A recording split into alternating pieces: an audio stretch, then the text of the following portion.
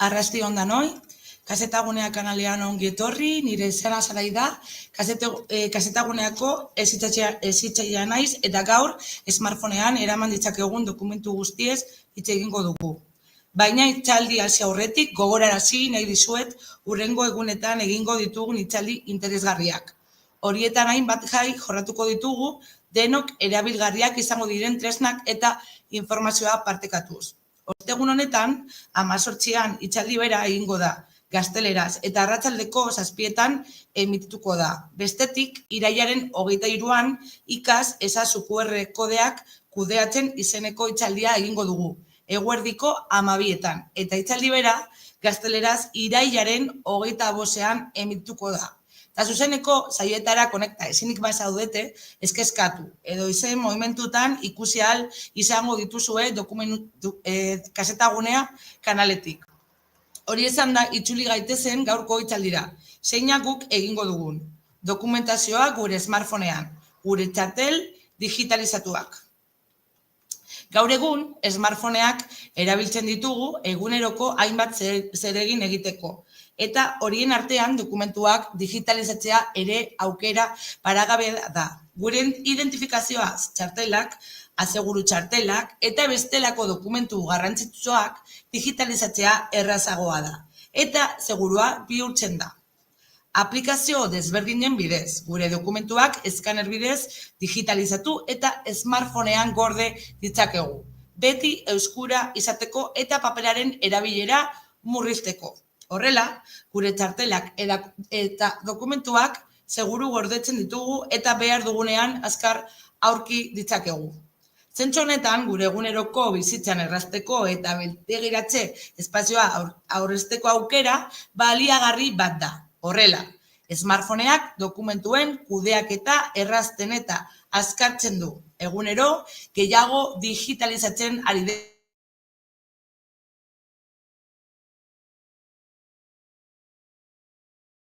gizarte.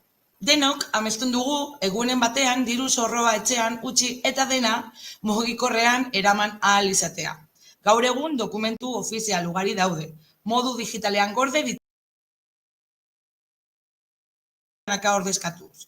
Berdin dio, Applen iPhone bat edo Googleen sistema eragilea duen telefono bat dugun. Bi kasuetan, gure dokumentu guztiak erraz kudeatu ditzakegu.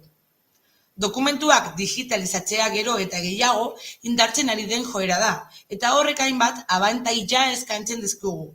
Espazioa aurreztea, segurtasuna hobetzea eta batez ere gure eguneroko bizitzan errazago eta azkarrago mugitzea. Gure dokumentuak smartphonean gorde eta behar dugunean eskuragarri izateko aukera daukagu. Horrek gure eguneroko kudeaketa azkarragoa eta eraginkorragoa bihurtuz. Beraz, has gaitezen mugikorrean eraman ditzakegun txartelak ikusten. Midenei edo nan elektronikoa. Gure identitatea egiaztatzeko erabiltzen den tresna digitala da. Hona hemen, honi buruzko hainbat xehetasun.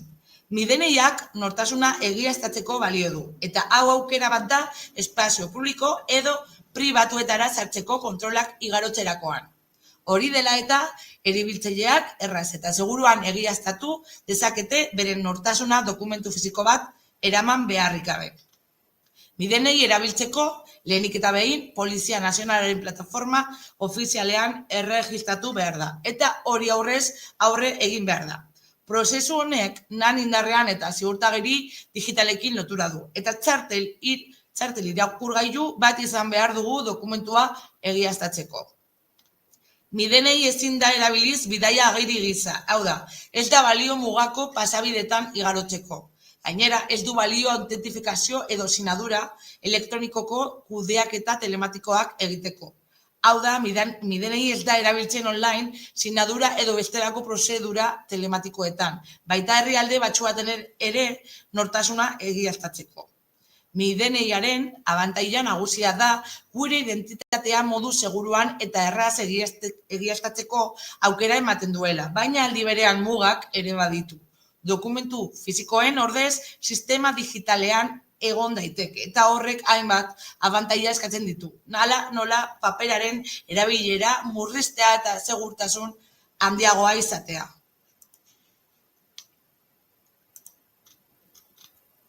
MiDGT edo gidabaimen digitala. Gure gidabaimena modu digitalean eramateko aukera eskaintzen duen sistema da. Hona hemen MiDGT-ri buruzko informazio. MiDGT gidabaimena formatu digitalean eramateko aukera ematen digu. Eta horrek, mugikorrean edo beste gailu batean gure gidabaimena eduki eta erakusteko aukera ematen du. Horrela, gidabaimena ez dugu beti paperean eraman behar. Eta beti izan dezakegu eskuragarri. MiDGT erabiltzeko, klabe sistemaren bidez erregistratu behar dugu. Klabe sistema digitala erabiltzen duen identifikazio eta autentifikazio plataforma bat da. Eta erregistratoa eginez gure gidabaimena biztaratu eta erabil dezakegu online edo beste zerbitzu batzuetan. Gidabaimen digitalak QR kode bat dauka. Eta kode horrek gidabaimanen benetakotasuna balioztatzeko aukera ematen du. Horrela, identifikazioa eta dokumentuaren egiaztapena oso errazagoa da, eta segurtasuna handiagoa eskaintzen du. Gidabaimen digitalak balio du Espainiako lurraldean, baina etxerrira bidaiatzen badugu gidabaimena formatu fisikoan eramatea gomendatzen da. Horrela, nazioarteko bidaietan ez dago ezustekorik. Eta araudiaren arabera, gidabaimen fisikoa berrezkoa izan daiteke atzerrian. MiDGT sistema segurua eta erosoa da. Gidabaimenak gure mugikorrean edo gailu digitalean izateko aukera ematen baitu, baina beti ere kontuan izan behar dugu atzerrian bidaia egitean dokumentu fisikoari eusteko beharra.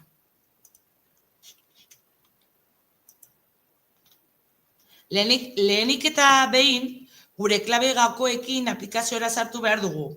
Hori da gure identifikazioa eta autentifikazioa egiteko pauso nagusia. Aplikazioan sartzerakoan, hasierako pantaila agertuko da. Bertan, gure gidaibaimenean dagoen argazki bera. Gure izena eta gidaibaimenean zenbat puntu ditugun ikus daitezke. Horrela, guztiarraz eta azkar kontsulta dezakegu. Ondoren, nire karneta ikusi aukera sakatu behar dugu. Horrek gure gidabaimena bi aldeetatik erakutsiko digu eta egiaztatu dezakegu informazio zuzena dela. Gidaibaimenaren benetakotasuna egiaztatzeko QR kode bat sortzeko aukera ere izango dugu. Horrela, autoritateek edo beste pertsona batzuek gure gidaibaimenaren egiaztapena egin dezakete seguru eta azkar. Prozesu hau oso erraza da eta segurua da, eta gidaibaimena beti eskuragarri izatea ahalbidetzen du, papera eraman beharrik gabe. Horrekin batera QR kodearen bidez egiaztatzeko aukera eskaintzen da, eta horrek segurtasun handiagoa ematen du.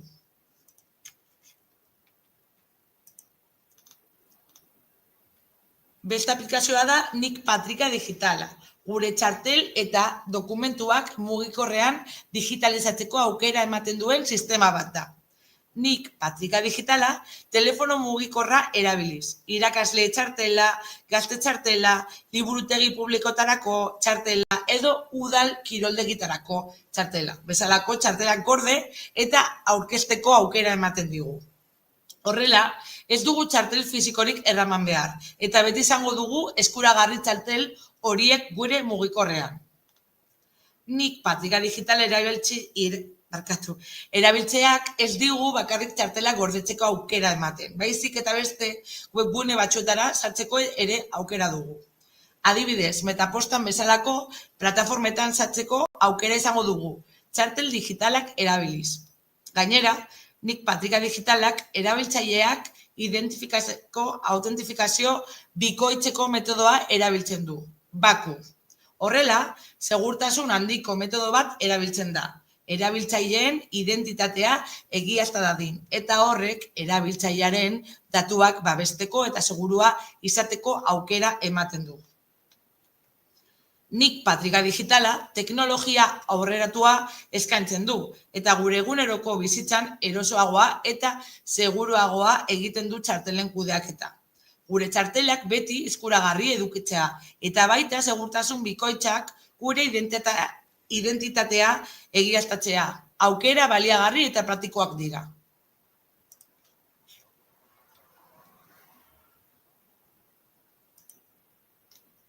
Hona hemen, Nik Patrika digital aplikazioan txartelak bilatzeko eta deskargatzeko urratsak. Nik aplikazioan lehen aldiz sartzean Patrika atalean egongo gara. Non gure txartel digitalak kudeatzeko aukera izango dugun. Hemen bilduko dira gure etxat eskuragarri dauden txartel guztiak. Eta aplikazioak modu errezean erakutsiko dizkigu.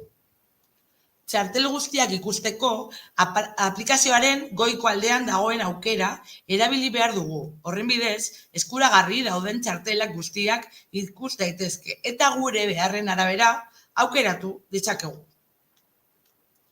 Txartel bat deskargatzeko lehenik eta behin erabilera baldintzak irakurri eta onartu behar ditugu. Txartel bakoitzak bere baldintza zehatzak izango ditu eta horiek ulertu eta onartzeak baimena ematen dio aplikazio hori txartela deskargatzeko eta erabiltzeko. Deskargatze prozesuak gure datuak eskatzea ekarriko du. Hau da, aplikazioak gure informazioa partekatzeko konexio bat egingo du txartela deskargatu ahal izateko. Prozesu hau segurtasunez eta baimenarekin egingo da, eta gure datuen pribatutasuna errespetatuko da. Prozesu hau erraza eta seguru da, eta txartelak modu digitalean kudeatzea ahalbidetzen digu. Paperaren erabilera murriztuz eta eskuragarri dituzten txartel guztiak modu erosoan edukita. Horrela, beti izango dugu behar dugun txartela eskueran.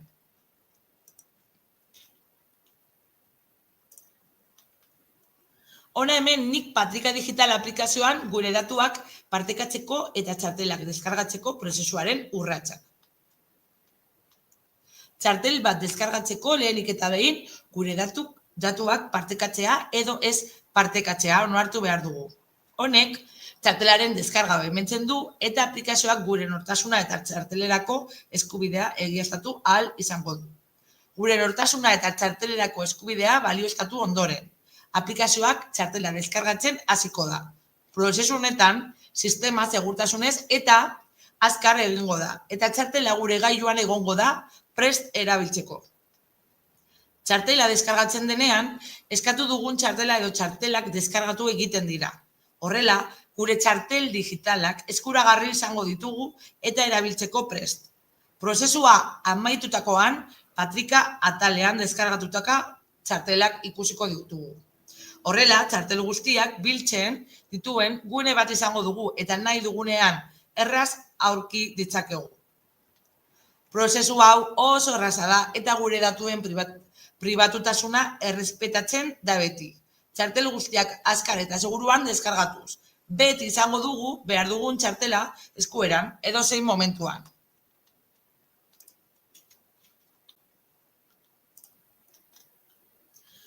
Google Wallet Googleen aplikazioa bat da, eta gure txartelak, dokumentuak eta bestelako elementu garrantzitsuak mugikorrean gorde eta erabiltzeko aukera ematen du.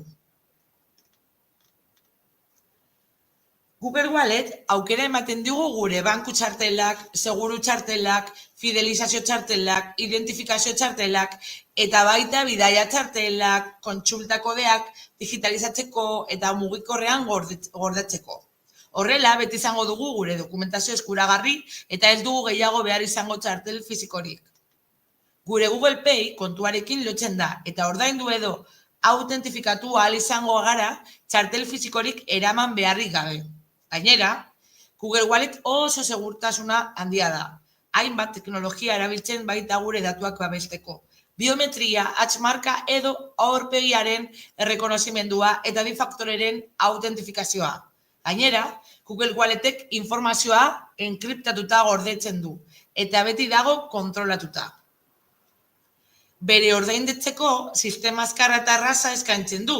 Denda fizikoetan, mugikorrean edo online egin ditzakegu erosketak eta ordainketak, eta kontakturik gabe ordaindu dezakegu.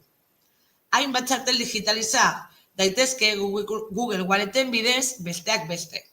Banku txartelak, kreditu, zor eta bestelako txartelak, identifikazio txartelak, NAN, pasaportea, gidabaimena eta bar, fidelizazio txartelak, denda edo marka jakinetarako txartelak, seguru txartelak, osasuna segurua, auto asegurua eta bar, bidaia txartelak, trena, autobusa, aireportua.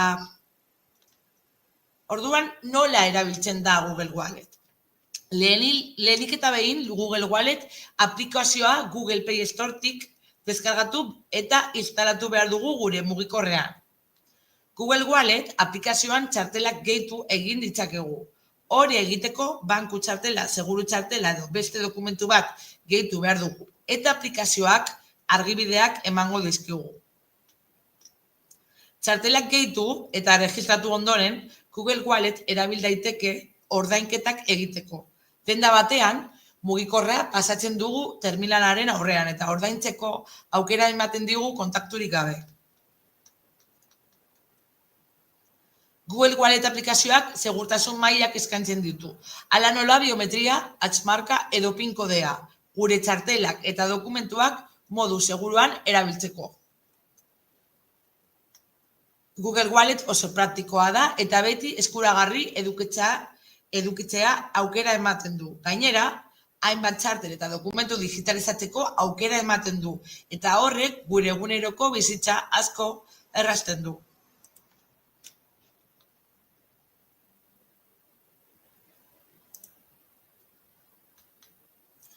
Google Wallet aplikazioan txartel bat gehitzeko, ondorengo urratsak jarraitu behar ditugu.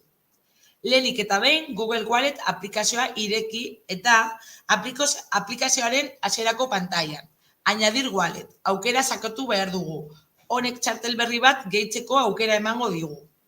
Ondoren txartel mota aukeratu behar dugu. Adibidez, kreditu edo zordunketa txartela, fidelizazio txartela, garraio pasea, opari txartela edo pasel digitala bat izan daiteke. Txartelaren datuak eskuz edo txartelari argazki bat atera sar ditzakegu, argazkia ateratzea da prozesu azkarrena eta aplikazioak datuak automatikoki antzeman eta sartuko ditu. Datuak sartu ondoren, gorde eta jarraitu, sakatu behar dugu. Txartela gure Google Walleten gorde eta prest egon dadin. Horrela, Google Walleten gure txartela gehitu eta ordainketak egiteko erabilgarri izango dugu. Prozesu oso erraza da, bebai eta azkarra da. Eta txartel fisikorik eraman beharrik gabe erabil dezakegu.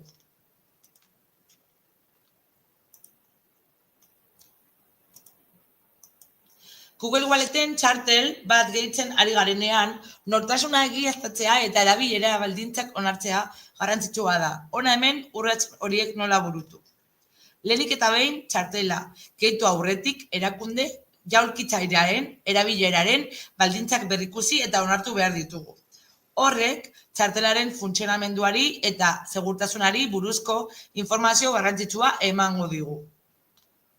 Gure nortasuna egiaztatu behar dugu txartela bankuarekin lotzeko. Horretarako bi aukera daude. Online bankaren bidez egiaztatu dezakegu, edo bankura deitzea aukera bat da, eta bertan gure identitatea egiaztatzeko laguntza eskatu dezakegu. Nortasuna egiaztatu eta baldintzak onartu ondoren, txartela erabiltzen az gaitezke. Orain, Google Walleten gorde dugun txartela. Erabil dezakegu ordainketak egiteko eta beste zerbitzu batzuk erabiltzeko. Horrela, txartela erabilgarri izango dugu eta seguru erabil dezakegu Google Wallet bidez. Prozesuak naiz eta urrats batzuk izan, segurtasuna eta oso erraztasuna eskaintzen ditu.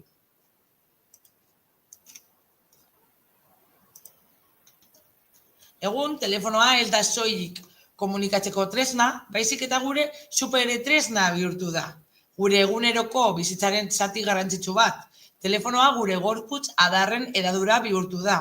Eta ia dena egiteko erabiltzen dugu. Lana, atsedena, harremanak eta baita gure dokumentuak kudeatza ere. Hona hemen honen inguruko gogoeta. Aplikazioak, gizarte sareak, ordainketak, online erosketak, mezuak eta abar guztia mugikorretik egiten dugu. Hori dela eta, telefonoa eguneroko bizitzan ezinbesteko tresna bihurtu da. Ikusi dugunez, kreditu txartelak, osasun txartela edo gidabemen gorde ditzakegu telefonoan. Google Wallet, MiDGT eta beste aplikazio batzuk erabiliz gure txartelak eta dokumentuak digitalean gorde ditzakegu. Beti prest edukitzeko, edo zein momentutan eta lekuan. Aurrerapen teknologiko honek erosotasuna eskaintzen digu, baina aldi berean, zaintza batzuk behar ditu gure informazio pertsonalaren segurtasuna bermatzeko. Gure datuak, txartelak eta dokumentuak digitalizatzean, segurtasun neurriak hartzea ezinbestekoa da. Adibidez, biometria, hatz-marka edo aurpegiko errekonozimentua erabiltzailea, bi faktoreko autentifikazioa, eta datuen enkriptazioa.